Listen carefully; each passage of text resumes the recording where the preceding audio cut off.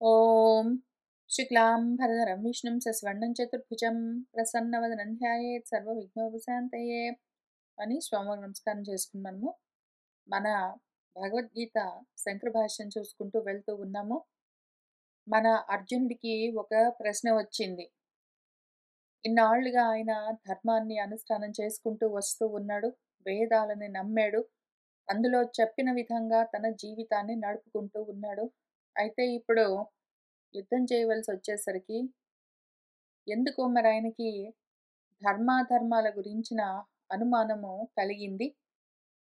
ముఖ్యంగా ఏ భీష్మ ద్రోణులైతే నాకు ఈ అస్త్ర విద్యలు అవన్నీ నేర్పించారో అటువంటి వాళ్ళని నేను యుద్ధంలో నిలబెట్టి నా బాణాలతో వాళ్ళని ఎట్లా నేను ఎదిరిస్తాను, పూజార్హులు కదా, గురువులు కదా, వాళ్ళని చంపకుండా నేను భిక్షాటనతో జీవించినా పర్వాలేదు కానీ వాళ్ళని చంపి నేను రక్తపు అన్నాన్ని ఏ విధంగా భుజిస్తాను అని ఆయన అడుగుతూ ఉన్నాడు.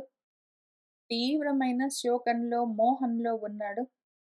దాని గురించి ఇప్పుడు భగవంతుడికి, గురువు గారికి ఆ ధర్మ సందేహాన్ని విప్పదీసి చూపించవలసి ఉన్నది. ఈ ప్రశ్నకు జవాబు చెప్పవలసి ఉన్నది. అందుకని మనకు మళ్ళీ ఈ శాస్త్రమంతా మొదలవుతూ ఉన్నది. ఈలోగా మనం ఒకసారి చూసుకుందాము. అర్జునుడికి వచ్చిన అనుమానం ఏమంటే, భీష్ముడు, ద్రోణుడు వీళ్ళు నాకు అన్నం పెట్టారు, నాకు అస్త్ర విద్యలు నేర్పించారు, వాళ్ళని నేను ఎట్లా యుద్ధంలో ఎదిరించి పోరాడుతాను అంటున్నాడు. భీష్ముడికి అర్జునుడు మొదలైన వాళ్ళందరినీ తన పుత్ర పౌత్రులను చూసుకోవడము ధర్మము. ఆయన ఆ ధర్మాన్ని నెరవేర్చాడు. అక్కడికి ఆ విషయము పూర్తయింది. ద్రోణుడు గురువుగా ఉన్నాడు కాబట్టి గురువుగా నేర్పించవలసిన అస్త్ర విద్యలు నేర్పించాడు. అది ఆయన ధర్మము, అక్కడికది పూర్తయింది. వాళ్ళ ధర్మాలను వాళ్ళు ధర్మంగా నిర్వర్తించిన తర్వాత అధర్మంగా కూడా వాళ్ళు ప్రవర్తించారు. మరి వాళ్ళు కుదిరితే స్వయంగా అధర్మం చేయడమో, లేదా ఇతరులు అధర్మం చేస్తూ ఉండగా చూస్తూ ఊరక ఉండడమో, ఈ విధమైన అన్యాయాలు కూడా వాళ్ళు చేశారు, చేస్తూ ఉంటే ఉపేక్షించారు. అటువంటి అన్యాయాలు, అధర్మాలు ఏవి జరుగుతూ ఉన్నాయో వాటిని పెద్దలుగా వాళ్ళు ఆపలేదు.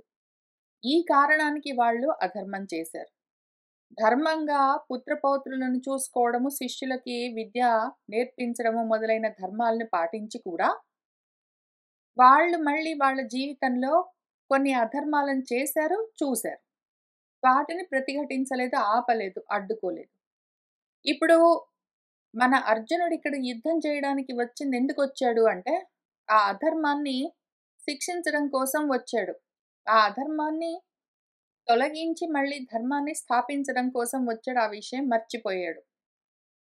మనకు తెలిసిన ఒక దృష్టాంతం, ఎగ్జాంపులే చూసుకుందాము. దీపం ఉన్నదనుకోండి, ఆ దీపం వెలుగులో మనము చదువుకుంటాము, పనులు చేసుకుంటాము. ఆ దీపం ఉంది గాబట్టే మనకెంతో ఉపయోగం ఉంటుంది. దీపం వల్ల మనకెంతో ఉపకారం జరిగింది. అయితే ఆ దీపమే మళ్ళీ ఎప్పుడైతే ప్రజ్వరిల్లి ఇల్లు తగలబెట్టడానికి బయలుదేరుతూ ఉన్నదో, అప్పుడు అయ్యో! నా దీపమే గదా! నాకింత ఉపకారం చేసిందే ఇంతకన్నా ముందు.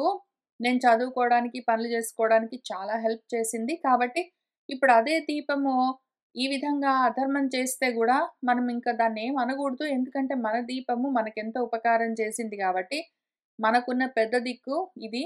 అందుకని ఇంకా ఉపేక్షించి ఊరుకుందాము అనుకోవడానికి వీల్లేదు.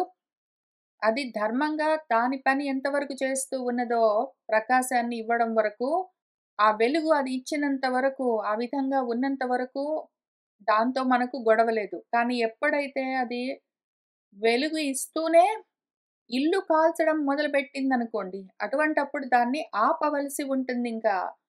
అక్కడ మళ్ళీ మోహం పొందరాదు. అయ్యయ్యో! నా దీపాన్ని నేనెట్లా ఆర్పేస్తాననుకోరాదు. అటువంటి శోకము తప్పు.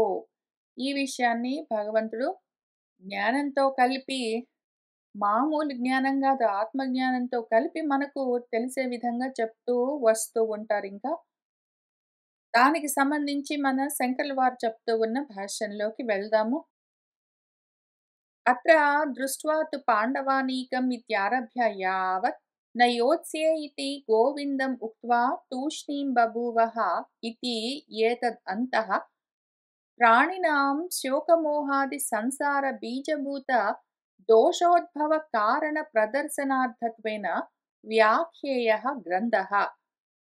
ఇక్కడ మనకు మొదటి అధ్యాయంలో పాండవానీకం, పాండవుల యొక్క సైన్యాన్ని దృష్ట్వా చూసి మన దుర్యోధనుడు ద్రోణుడి దగ్గరికి వెళ్ళి ఆచార్యం ఉపసంగమ్య ఈ విధంగా చెప్తూ వచ్చాడు. ఆచార్య చూసారా అని ఇంక అక్కడి నుంచి ఆ శ్లోకాలు ఏవైతే ప్రారంభించి చెప్తూ వస్తూ ఉన్నాయో అక్కడి నుంచి మొదలుపెట్టి ఇంక ఇక్కడ మన రెండో అధ్యాయంలో 10వ శ్లోకంలో నయోత్స్య ఇతి గోవిందం ఉక్త్వా నేను యుద్ధం చెయ్యను అని గోవిందుడికి చెప్పి తూష్ణీం బభూవః అని ఎంతవరకు ఉన్నాయో ఆ శ్లోకాల వరకు ప్రాణుల యొక్క శోకము, మోహము మొదలైన సంసార బీజభూతమైన సంసారానికి కారణమైన ఏ దోషాలున్నాయో వాటి ఉద్భవ కారణ ప్రదర్శనార్థత్వేన అవి ఎట్లా కలుగుతాయి అని చూపించడం కోసము ఈ గ్రంథము ఇంతవరకు వ్యాఖ్యేయ చెప్పవలసొచ్చింది. దాన్ని అందుకని మనము ఆ విధంగా చూసుకోవాలి. అసలు సంసారం రావడానికి బీజభూతము కారణమేమి అంటే శోకమోహాదులే. అవెట్లా కలుగుతాయి అని చూపించడం కోసము మొదటి అధ్యాయము, రెండో అధ్యాయంలో 10 శ్లోకాల వరకు ఉన్నది అని మనం చెప్పుకోవాలి. తదా హి అర్జునేన రాజ్య గురు పుత్ర మిత్ర సుహృత్ స్వజన సంబంధి బాంధవేషు అహం ఏతేషాం మమ ఏతే ఇతి ఏవం భ్రాంతి ప్రత్యయ నిమిత్త స్నేహ విచ్ఛేదాది నిమిత్తౌ ఆత్మనః శోకమోహౌ ప్రదర్శితౌ కథం భీష్మమహం సంఖ్యే ఇత్యాదినా. తదా హి అట్లానే మన అర్జునుడు ఇదిగో రాజ్యం ఇది, ఇదిగో వీళ్ళు గురువులు, వీళ్ళు నా పుత్రులు, వీళ్ళు నా మిత్రులు, ఇదిగో సుహృత్తులు, నా స్వజనులు, నా సంబంధీకులు, నా బంధువులు. ఓహో అహం నేను ఏతేషాం వీళ్ళ వాణ్ణి, ఏతే వీళ్ళు మమ నా వాళ్ళు, వాళ్ళు నా వాళ్ళు, నేను వాళ్ళ వాణ్ణి. ఇతి ఏవం ఈ విధంగా భ్రాంతి ప్రత్యయం చేత భ్రాంతితో కూడిన ఆలోచనలు కలగడము వాటి నిమిత్తంగా ఇదిగో వీళ్ళు నా స్నేహితులు, ఇదిగో వీళ్ళు నా శత్రువులు అని స్నేహ విచ్ఛేదాదులు. రాగద్వేషాలేవున్నాయో నా వాళ్ళు, నా శత్రువులు అంటూ వాటన్నింటికి నిమిత్తమేమి ఆత్మనః శోకమోహౌ తనలో ఉన్న శోకమోహాలే ఈ భ్రాంతులకు కారణము. దీన్ని ప్రదర్శిస్తూ మన అర్జునుడు కథం భీష్మమహం సంఖ్యే నేను భీష్ముణ్ణి యుద్ధంలో ఎట్లా ఎదిరించి పోరాడగలను అని చెప్తూ ఉన్నాడు అని చూపిస్తున్నారు. శోకమోహాభ్యాం హి అభిభూత వివేక విజ్ఞానః స్వతః ఏవ క్షత్రధర్మే యుద్ధే ప్రవృత్తోపి తస్మాత్ యుద్ధాత్ ఉపరరామ పరధర్మం చ భిక్షాజీవనాదికం కర్తుం ప్రవవృతే. శోకమోహాభ్యాం ఈ శోకము ఆ మోహము అభిభూత వివేక విజ్ఞానం వీటి వల్ల వివేక విజ్ఞానం మొత్తము నశించిపోగా అసలు అంతకన్నా ముందు స్వతః ఏవ తనకు తానుగానే తను క్షత్రధర్మంలో ఉన్నాడు కాబట్టి యుద్ధంలో ప్రవర్తిస్తూ ఉన్నాడు. అందుకోసమే యుద్ధంలోకి వచ్చి నిలబడ్డాడు పాపం. అయినా కూడా తస్మాత్ యుద్ధాత్ ఆ యుద్ధంలో నుంచి ఉపరమిస్తున్నాడు. ఇంక నాకు వద్దంటున్నాడు ఆయన. ఈ శోకమోహాలు పట్టుకోవడం చేత ఆయన వివేక విజ్ఞానం అంతా నశించడం వల్ల ఆయన క్షత్రధర్మంలో ప్రవృత్తి మార్గంలో ఉన్నా కూడా యుద్ధం మొదలుపెట్టినా కూడా ఇంకా వద్దు నాకు అని దాన్ని విరమిస్తూ పైగా తనది కాని తన స్వధర్మం కాని పరధర్మాన్నిచ్చా కూడా భిక్షా జీవనం మొదలైన వాటిని కర్తం చేయడానికి ప్రభవృతే కోరుకుంటున్నాడు. తన స్వధర్మాన్ని వదిలిపెట్టేస్తున్నాడు 1. అనవసరంగా పరధర్మాన్ని పట్టుకుంటున్నాడు 2. ఈ 2 ఎందుకు? శోకమోహాల వల్ల. భిక్షా జీవనం చేస్తాను, నేను బిచ్చం అడుక్కుని తింటాను, అంతేగాని నేను నా వాళ్ళని చంపను అని చెప్పడము మోహం వల్ల కలుగుతూ ఉన్నది. అందుకని ఈ శోకమంతా వస్తున్నది. అందుకని మార్గాన్ని తప్పిపోతున్నాడాయన. తన మార్గాన్ని వదిలిపెట్టి పక్క మార్గం పట్టుకుంటున్నాడు. భిక్ష ఎవరు పుచ్చుకోవచ్చో, భిక్ష ఎవరు పరిగ్రహించొచ్చు అని మనకు ధర్మశాస్త్రాలు చెప్తూ వస్తూ ఉన్నాయి. వర్ణాల్లో బ్రాహ్మణ వర్ణం ఒక్కటే భిక్ష పరిగ్రహించొచ్చు. మిగిలిన 3 వర్ణాలు క్షాత్రము, శూద్రము, వైశ్యము వాళ్ళ జీవనానికి కావలసిన ధనాన్ని ధర్మంగా సంపాదించుకునేందుకు మార్గం ఉన్నది కాబట్టి వాళ్ళు భిక్షాటన చేయడానికి వీల్లేదు. అది వాళ్లకు నిషేధము. అట్లానే ఆశ్రమాల విషయంలో బ్రహ్మచర్య, వానప్రస్థ, సన్యాసాశ్రమాల్లో భిక్షాటన చేయవచ్చు. అయితే గృహస్థాశ్రమంలో ఉన్నవాళ్ళు భిక్షాటన చేయడానికి వీల్లేదు. మిగిలిన వాళ్ళందరికీ వీళ్ళు పెట్టవలసొస్తుంది. ఈ విధంగా మన శాస్త్రాలు మనకు చెప్తూ ఉండగా, మన అర్జునుడు వర్ణపరంగా క్షాత్రంలో ఉన్నాడు, ఆశ్రమ పరంగా గృహస్థాశ్రమంలో ఉన్నాడు. ఈ 2 విధాలుగా గూడా ఆయనకది ధర్మం కాదు. భిక్షాటన చేయడానికి ఆయనకు అర్హత లేదు. అయినా గూడా ఆయన ధర్మాన్ని వదిలిపెట్టి పక్క ధర్మాన్ని పట్టుకుంటానంటున్నాడు. తథాచ అట్లానే సర్వప్రాణినాం శోకమోహాది దోషావిష్ట చేతసాం స్వభావతః ఏవ స్వధర్మ పరిత్యాగః ప్రతిషిద్ధ సేవాచ స్యాత్. అట్లానే అర్జునుడు ఒక్కడనేమన్నది, సర్వప్రాణినాం ప్రాణులకు, ఏ ప్రాణులకు?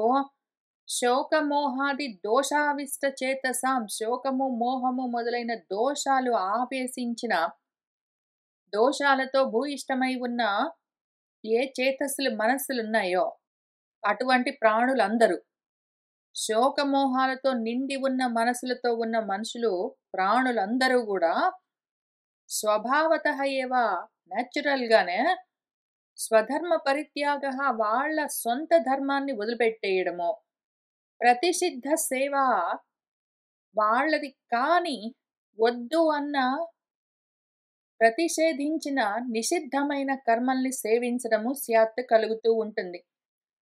స్వధర్మే ప్రవృత్తానామపి తేషాం వాంగ్మనఃకాయాదీనాం ప్రవృత్తిః ఫలాభిసంధిపూర్వకా ఏవ సా అహంకారా చ భవతి. ఒకవేళ వాళ్ళు వాళ్ళ స్వధర్మాన్ని వదిలిపెట్టట్లేదు, పరధర్మాన్ని ఏమీ పట్టుకోవట్లేదు, పాపం వాళ్ళ స్వధర్మంలోనే వాళ్ళు ప్రవర్తిస్తుంటే కూడా అటువంటి వాళ్ళలో కూడా మళ్ళీ 2 రకాల దోషాలుంటాయి. తేషాం వాళ్ళలో వాంగ్మనఃకాయాదీనాం ప్రవృత్తి, వాళ్ళు వాక్కులతో మాట్లాడిన, మనసుతో ఆలోచనలు చేసిన, కాయము శరీరంతో కర్మలు చేసినా కూడా వాళ్ళ ప్రవృత్తి అంతా ఫలాభిసంధిపూర్వక ఏవా, నాకేమొస్తుంది అని ప్రతిఫలాపేక్షతోటే చేస్తారు. సా అహంకార, నేను ఈ కర్మలు చేస్తూ ఉండడం వల్ల అవి జరుగుతూ ఉన్నాయి అని అహంకారంతో ఉంటారు, అహంకర్తాభావంతో ఉంటారు. నేను ఈ కర్మలు చేయడం వల్లే అవి జరుగుతున్నాయి, నేను చేయకపోతే జరగవు అన్న అహంకారంతోటి, అహంకర్తాభావంతోటి ఉంటారు. అది కర్తృత్వము. నేను చేస్తే నాకు ఇదొకటి వస్తుంది, వస్తే నేను అనుభవిస్తాను అని భోక్తృత్వంతో, ఈ విధంగా భోక్తృత్వ కర్తృత్వాలన్న 2 దోషాలతో ఉంటారు. ఇప్పటికి ఎన్ని రకాల దోషాలను మనము ఐడెంటిఫై చేశామంటే, 1 శోకమోహాలతో ఉన్న మనసులతో ఉన్నవాళ్ళు స్వధర్మాన్ని వదిలిపెడతారు 1, పరధర్మాన్ని పట్టుకుంటారు 2, లేదా వాళ్ళ స్వధర్మంలోనే వాళ్ళు ప్రవర్తిస్తున్నా కూడా కర్తృత్వ భోక్తృత్వాలతో, ప్రతిఫలాపేక్షలతో, అహంకారంతో ప్రవర్తిస్తూ ఉంటారు.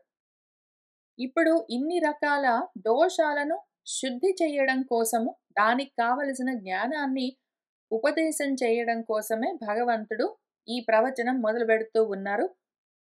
తత్ర ఏవం సతి ధర్మాధర్మ ఉపచయాత్ ఇష్టానిష్ట జన్మ సుఖ దుఃఖాది ప్రాప్తి లక్షణః సంసారః అనుపరతః భవతి.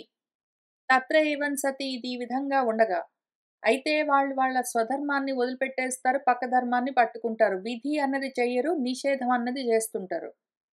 లేదా స్వధర్మం చేస్తూ ఉంటే గూడా కర్తృత్వ, భోక్తృత్వాలతోటి చేస్తూ ఉంటారు.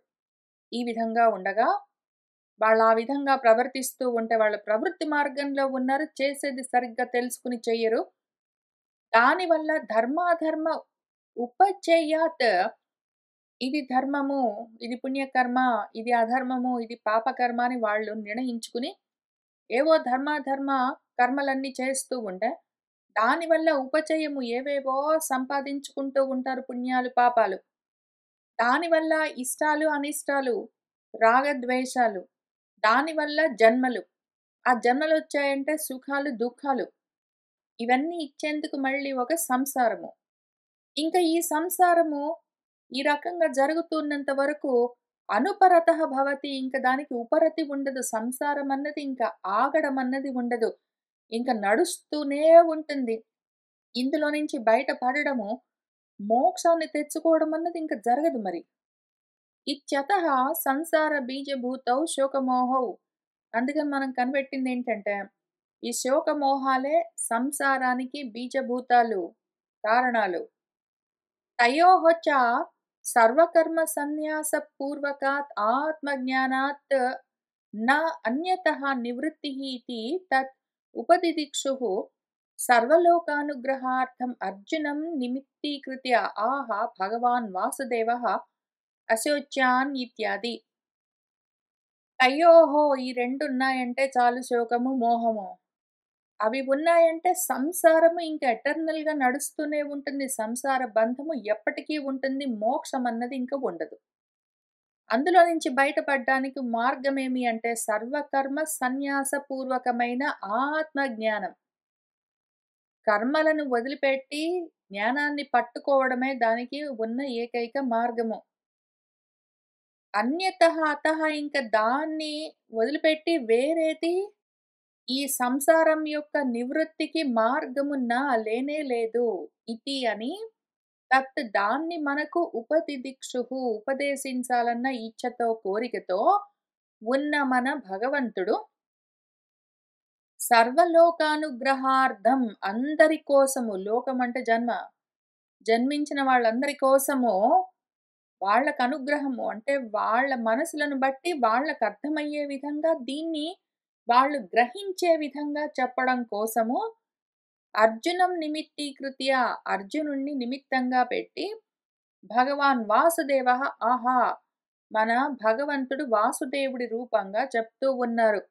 ఇంకిక్కడి నుంచి 11వ శ్లోకం దగ్గర నుంచి అశోచ్యాన్ ఇత్యాది అశోచ్యాన్ అన్వశోచః త్వం ప్రజ్ఞావాదాంశ్చ భాషసే అని ఇంక మొదలు పెడతారు.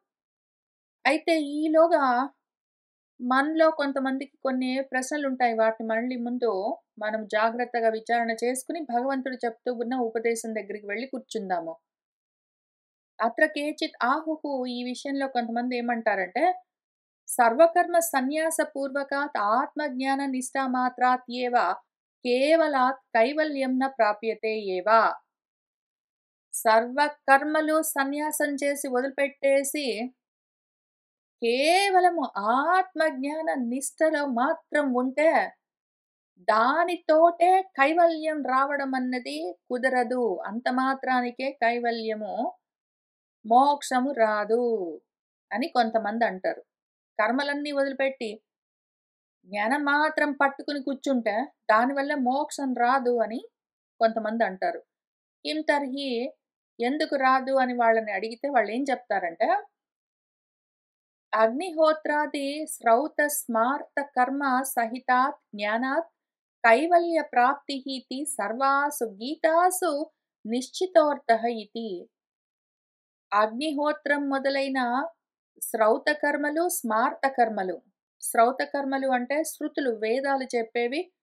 స్మార్త కర్మలు అంటే స్మృతులు, మనుస్మృతి మొదలైన స్మృతులు చెప్పేవేవున్నాయో ఆ కర్మలన్నీ. శ్రౌత స్మార్త కర్మలు అంటే శృతి స్మృతులు చెప్పేవి. శృతి స్మృతే కాదు, శృతి స్మృతి పురాణాలు చెప్పేవన్నీ ఉంటాయి మరి కర్మలు చాలా.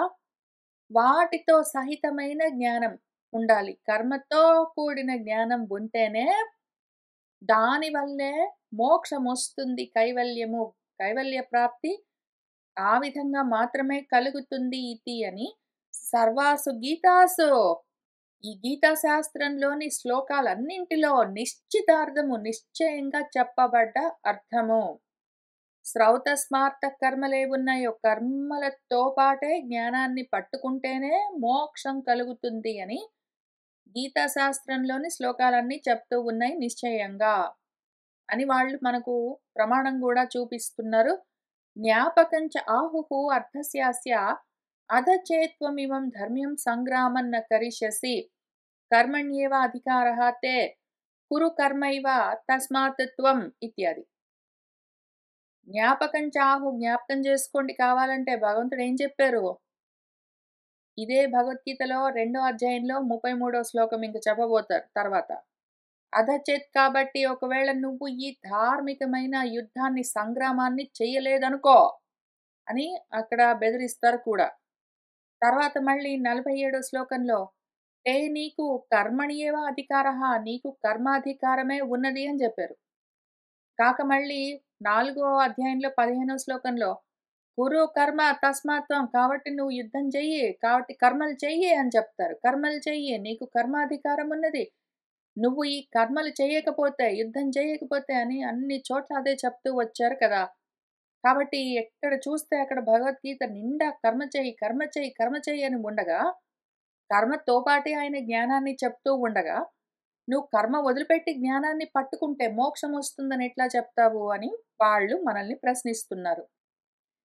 హింసాదియుక్తత్వాత్ వైదికం కర్మ అధర్మాయ ఇతి ఇయం అపి ఆశంకా న కార్య. అయితే వైదిక కర్మలు కొంచెం హింసలతో కూడి ఉంటాయి గదా! బలులు అవన్నీ ఇవ్వాలని జెప్తారు. అట్లాంటప్పుడు అది అధర్మం గదా! అంటే, ఎందుకు అంటే అహింస పరమో ధర్మం మళ్ళీ మనకు. అహింస పరమధర్మం అయి ఉన్నా గూడా, మరి వైదిక కర్మల్లో ఒక్కొక్క చోట హింస చేయమని చెప్తారు కదా! అది అధర్మం కదా! అని మనకేమైనా అనుమానమొస్తే, ఆ విధంగా అనుమానించడము నా కార్య చేయవలసిన పని లేదు అని చెప్తున్నారు. కథం ఎందుకు అని అడిగితే, క్షాత్రం కర్మ యుద్ధ లక్షణం, గురు భ్రాతృ పుత్రాది హింసా లక్షణం అత్యంతం క్రూరం అపి స్వధర్మః ఇతి కృత్వా న అధర్మాయ. క్షాత్రంలో చేసే కర్మలు, యుద్ధాలు మొదలైన లక్షణాలతో కూడుంటాయి.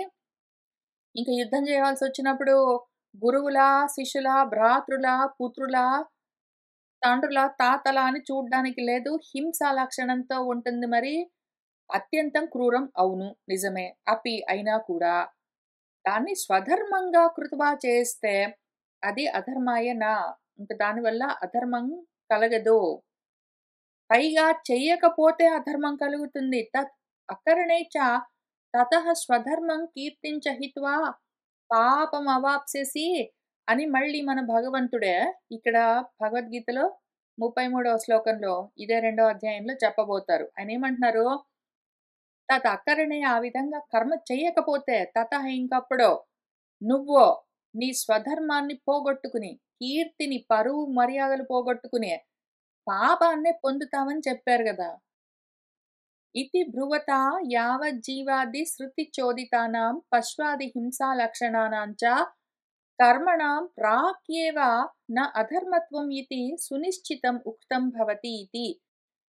ఈ విధంగా బృహత భగవంతుడే చెప్తూ ఉండగా, యావత్ జీవితము బతికున్నంత వరకు మన శృతులు ఏ విధంగా చెప్పాయో వేదాలు, అదే విధంగా వైదికమైన కర్మలు కావాలంటే మధ్య మధ్యలో పశుహింస మొదలైనవి ఏమైనా ఉంటే గూడా అటువంటి కర్మలు చేసినా కూడా ఆ కర్మల వల్ల అధర్మం లేదు అని ప్రాక్యేవ ముందే సునిశ్చితంగా, సమ్యక్‌గా నిశ్చయించి చెప్పారు కదా!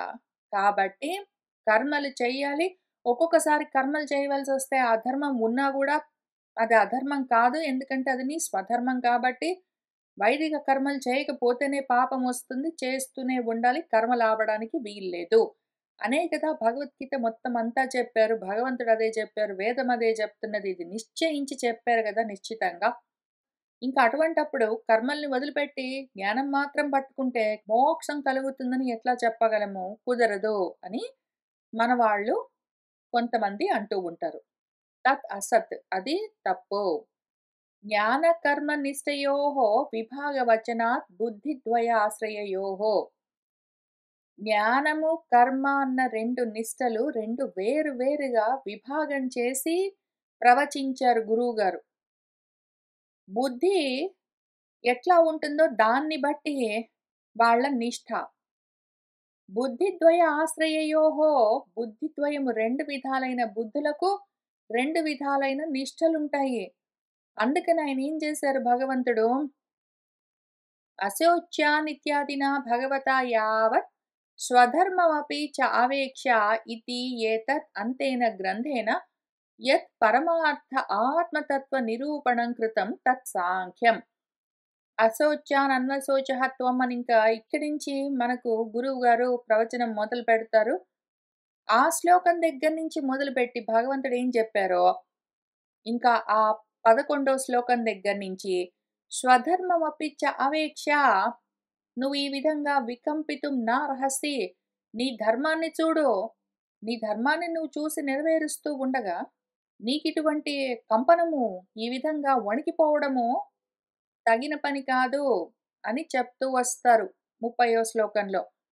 అంతవరకు ఒక 20 శ్లోకాల వరకు ఏతదంతేన గ్రంథేన ఈ 20 శ్లోకాల పర్యంతమున్న ఈ గ్రంథంలో యావత్ యత్ పరమార్థ ఆత్మతత్వ నిరూపణం కృతం ఏదైతే పరమార్థతః ఉన్న ఆత్మతత్వం ఏమున్నదో అని దాన్ని నిరూపిస్తూ కొన్ని చాలా ముఖ్యమైన ఆత్మతత్వం గురించిన విషయాలను చెప్తూ వచ్చారు. తత్ సాంఖ్యం అదంతా సాంఖ్యము. తద్విషయ బుద్ధి ఆత్మనః జన్మాది షడ్ విక్రియాభావాత్ అకర్త ఆత్మ ఇతి ప్రకరణార్థ నిరూపణాత్ యా జాయతే సా సాంఖ్య బుద్ధి. తద్విషయ బుద్ధి ఆ విషయాన్ని పట్టుకున్న బుద్ధి ఏదున్నదో ఆత్మ విషయాన్ని పట్టుకున్న బుద్ధి. ఆత్మకు జన్మ మొదలైన షడ్వికారాలు లేవు. ఆత్మ అకర్త మొదలైన ఆత్మ ప్రకరణంలో నిరూపించబడ్డ ఏ విషయాన్ని మన బుద్ధి పట్టుకుంటుందో, మన బుద్ధికి ఏ అర్థము కలుగుతుందో, సా బుద్ధి అది సాంఖ్య బుద్ధి, అది సాంఖ్య జ్ఞానము. సా ఏషాం జ్ఞానినాం ఉచితా భవతి తే సాంఖ్యాః. సా బుద్ధి ఆ జ్ఞానము ఏషాం ఏ జ్ఞానులకు ఉచితమై ఉన్నదో తగి ఉన్నదో అటువంటి వాళ్ళు సాంఖ్యులు. మన భగవంతుడు అశోచ్యాన్ అన్వశోచః త్వం అని మొదలుపెట్టి స్వధర్మం చాపి అవేక్ష కన్నా ముందు వరకు ఉన్న శ్లోకాలన్నీ ఏవేవి చెప్తూ వచ్చారో ఆ శ్లోకాలను చదువుకుని అందులో ఉన్న అర్థాన్ని పట్టుకుంటే మనకు ఎటువంటి జ్ఞానం కలుగుతుందో ఆ జ్ఞానము సాంఖ్య జ్ఞానము. అది జ్ఞానులకు ఉచితమైన బుద్ధి. జ్ఞాన మార్గంలో ఉన్న వాళ్ళ కోసము. ఇంకా మళ్ళీ మన భగవంతుడే కర్మ మార్గంలో ఉన్న వాళ్ళ కోసం కూడా వేరు చేసి చూపిస్తూ చెప్తూ వస్తారు. ఏతస్యాః బుద్ధేః జన్మనః ప్రాక్ ఆత్మనః దేహాది వ్యతిరిక్తత్వ కర్తృత్వ భోక్తృత్వాది అపేక్షః ధర్మాధర్మ వివేకపూర్వకః మోక్ష సాధన అనుష్ఠాన లక్షణః యోగః. ఇటువంటి బుద్ధి కలిగే కన్నా ముందు ప్రాక్ ఏదైతే జ్ఞానంతో కూడి ఉన్న బుద్ధి ఉన్నదో, ఏదైతే సాంఖ్య బుద్ధి అంటే సాంఖ్య జ్ఞానం ఉన్నదో, ఆ సాంఖ్య జ్ఞానం అంటే ఆత్మ జ్ఞానము, సాంఖ్యము అంటే సమ్యక్ ఆఖ్యానం కంప్లీట్‌గా ఏది ఉంటుందో అది. సమ్యక్‌గా ఉన్నది ఆత్మ. ఆత్మ జ్ఞానం కలిగే కన్నా ముందు దేహాది పర్యంతం ఉన్న ఏవేవి ఉన్నాయో దేహేంద్రియ మనోబుద్ధి అహంకారాలు అవన్నీ వాటికి వ్యతిరేకంగా కర్తృత్వ భోక్తృత్వ లేకుండా ఉన్నది ఆత్మ అన్న జ్ఞానం ఇంకా కలగకన్నా ముందు ఇంకా అపేక్ష ఉన్నది. ఆ జ్ఞానం ఇంకా పూర్తిగా కలగలేదు. అటువంటి స్థితిలో ధర్మాధర్మ వివేకపూర్వక ఇది ధర్మమండి, ఇది నా ధర్మము, ఇది నేను ఈ విధంగా ఆచరించాలి, ఇది అధర్మము, నేను ఈ విధంగా చేయకూడదు అని విధి నిషేధాలతో కూడి ధర్మాధర్మ వివేకంతో కూడి మోక్ష సాధనానికి పనికొచ్చే అనుష్ఠానము అనుకుంటూ ఏ లక్షణాలతో ఉన్న కర్మలు చేస్తామో అదంతా యోగము. తద్విషయా బుద్ధిః యోగ బుద్ధిః. దానికి సంబంధించిన జ్ఞానం ఏదున్నదో అది యోగము. సా యేషాం కర్మిణాం ఉచితా భవతి తే యోగినః. ఇటువంటి బుద్ధి అంటే కర్మకు తగిన బుద్ధి ఏదున్నదో, ఏదైతే ఆత్మ జ్ఞానం కలిగే కన్నా ముందు దేహానికి ఆత్మ వ్యతిరేకము, దేహానికి ఉన్న లక్షణాలు కర్తృత్వాలు, భోక్తృత్వాలు అవన్నీ ఆత్మకు లేవు అని ఇటువంటి విషయాలు ఇంకా పూర్తిగా అర్థం కాకన్నా ముందు ధర్మాధర్మాలతో కూడి మోక్షం కోసం ఏదో సాధనంగా చేస్తూ ఉన్న యోగం ఏముందో ఆ యోగ సాధన, దానితో కూడి ఉన్న జ్ఞానము, అది ఏ కర్మలు చేసుకునే వాళ్లకు ఉచితమై ఉన్నదో అటువంటి వాళ్ళు యోగులు. తథా చ భగవతా విభక్తే ద్వే బుద్ధి నిర్దిష్టే ఏషా తే అభిహిత సాంఖ్యే బుద్ధిః యోగే తు ఇమాం శృణు ఇతి. అందుకనే భగవంతుడు రెండు బుద్ధులు అంటే రెండు రకాల జ్ఞానాలను విభాగం చేసి వేరు వేరుగా నిర్దేశిస్తూ ఉపదేశిస్తూ, ఇదిగో అందుకని ఏషా ఇదిగో తే నీకు సాంఖ్య బుద్ధి అభిహిత, సాంఖ్య జ్ఞానం చెప్పబడ్డది, ఇంకా ఇమాం యోగే బుద్ధి శృణు, యోగం గురించి కూడా విను అని చెప్తారు. తయోః చ సాంఖ్య బుద్ధ్యాశ్రయాం జ్ఞానయోగేన నిష్టాం సాంఖ్యానాం విభక్తాం వక్ష్యతి పురా వేదాత్మనా మయా ప్రోక్తా ఇతి. ఆ రెండిట్లో సాంఖ్యము యోగంలో, సాంఖ్యం అంటే జ్ఞాన మార్గం, యోగం అంటే కర్మ మార్గం, రెండూ మోక్షం గురించే ప్రయత్నం చేస్తాయి. కానీ ఆ రెండిట్లో ఏదైతే సాంఖ్య బుద్ధి ఉందో, సాంఖ్య జ్ఞానము, దాన్ని ఆశ్రయించిన బుద్ధి ఏదున్నదో, ఆ జ్ఞాన యోగంతో ఏ నిష్ఠ కలుగుతుందో దాన్ని సాంఖ్యులకు అంటే జ్ఞానులకు విభాగం చేసి విడదీసి వేరుగా వక్షతి ప్రవచనం చేస్తారు మన గురువు గారు. పురా వేదాత్మన మయా ప్రోక్త అన్న శ్లోకం దగ్గర నుంచి ఇంతకు ముందు వేద స్వరూపమైన నా చేత అని చెప్తూ వస్తారు. తథా చ యోగ బుద్ధ్యాశ్రయాం కర్మయోగేన నిష్టాం విభక్తాం వక్షతి. అదేవిధంగా యోగ బుద్ధిని ఆశ్రయించి ఉన్న కర్మయోగం చేత కలిగే ఏ నిష్ఠ ఉన్నదో దాన్ని విభక్తం వేరు చేసి ఆ విధంగా కూడా దాన్ని వక్షతి చెప్తూ వస్తారు. ఇంకప్పుడు వేరే రకం శ్లోకాలు చెప్తారు కర్మయోగేన యోగినాం అనుకుంటూ. ఏవం సాంఖ్య బుద్ధిం యోగ బుద్ధిం చ ఆశ్రిత్య ద్వే నిష్ఠే విభక్తే భగవతా ఏవ ఉక్తే జ్ఞానకర్మణోః కర్తృత్వ అకర్తృత్వ ఏకత్వ అనేకత్వ బుద్ధ్యాశ్రయయోః యుగపత్ ఏకపురుష ఆశ్రయత్వాత్ అసంభవం పశ్యత. ఏవం ఈ విధంగా మన భగవంతుడు సాంఖ్య బుద్ధిని యోగ బుద్ధిని రెండింటినీ ఆశ్రయించిన వాళ్ళ కోసము, వాటిని ఆశ్రయించి ఉన్న వాళ్లకు ఎటువంటి నిష్ఠ కలుగుతుందో అటువంటి ద్వే నిష్ఠే రెండు నిష్ఠలను విభక్తే విభాగం చేసి విడదీసి భగవతా ఏవ ఉక్తే ఆ రెండు భగవంతుడి చేతే ప్రవచించబడ్డాయి. ఎందుకు అంటే జ్ఞానకర్మణోహో, జ్ఞానకర్మలన్నవి రెండు వేరు వేరు నిష్ఠలు.